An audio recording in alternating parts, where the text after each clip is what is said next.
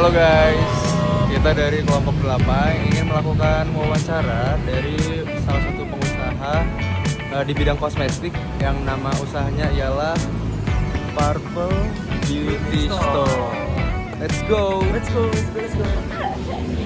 Halo semuanya, kami dari kelompok 8 akan mewawancarai Purple Beauty Store. Menariknya di sini ternyata Purple Beauty Store ini tidak hanya menjual kosmetik tetapi menjual berbagai macam aksesoris. Nah, wawancara kali ini kami akan membahas teori dynamic capability. Ada 3 dimensi yang akan dibahas pada wawancara kali ini. Sebelumnya saya terima kasih kepada Kak Fatma sudah meluangkan waktu untuk diwawancarai. Ya, Baik, kita langsung mulai saja ke wawancaranya. Yang pertama itu saya akan menanyakan tentang perubahan usaha. Selama Purple Beauty Store ini berdiri, pernah nggak sih ada ngerasa perubahan melihat tren kosmetik atau aksesoris yang lagi diminati pelanggan? Terus kayak pembeli kadang rame, kadang sepi, atau muncul banyak persaingan baru. Perubahannya tuh gimana? Oke, kalau untuk perubahan dari mungkin dari tren kosmetik atau aksesoris itu pasti ada ya kak. Yang pertama pasti barang kayak apa sih kosmetik baru itu pasti ada terus ya. Iya. Lagi kosmetik juga, misalkan di musim ini lagi tren nih jepit anggrek atau apa segala macam. Terus ada kosmetik baru kayak balm tint atau skin tint, cushion gitu kan pasti ada terus ya. Terus kalau untuk sorry tadi apa lagi selain itu? Itu apa? Perubahan pembeli, kadang sampai, kadang sepi, kadang ramai, itu gimana? Oh iya, kalau untuk itu sih karena kita kan di wilayah lingkungan anak kuliah kan, pasti itu adalah sepi atau enggaknya. Terutama kalau lagi masanya libur, anak-anak kuliah libur itu pasti lumayan ini sih kerasa sih kak. Apalagi kalau cuaca juga kayak hujan kayak gitu juga ya menurun sih sedikit, tapi nggak gimana ya, nggak berpengaruh besar sih sebenarnya. Oh, nggak berpengaruh besar ya perubahan itu. Oke, yang kedua itu dimensi yang pertama, ada yang namanya sensing atau mendeteksi perubahan. Nah, dalam teori dynamic capability ini termasuk dimensi yang bisa mendeteksi perubahan tadi, Kak.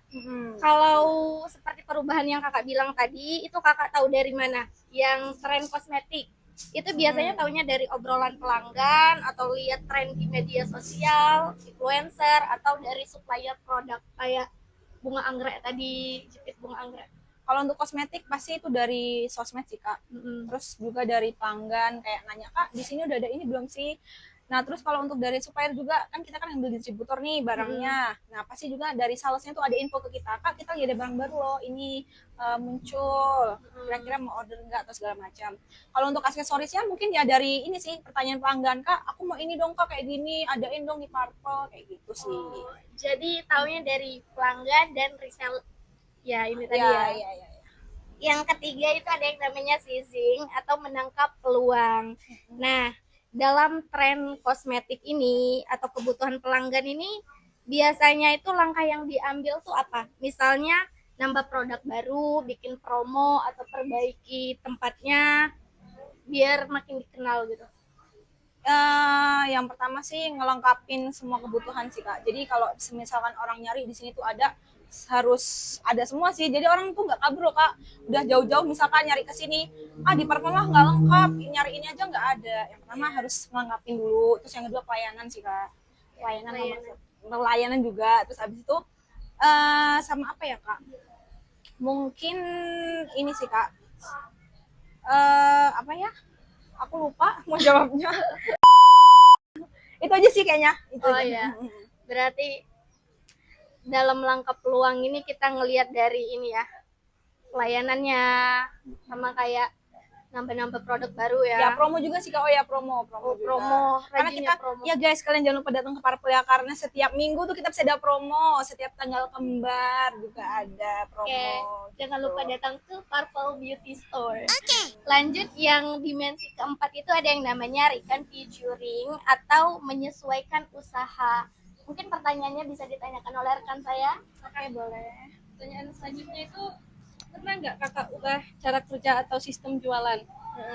Misalnya mulai jual online atau kerjasama dengan reseller atau ubah cara pelayanan biar toko ini tetap ramai dan bisa bersaing.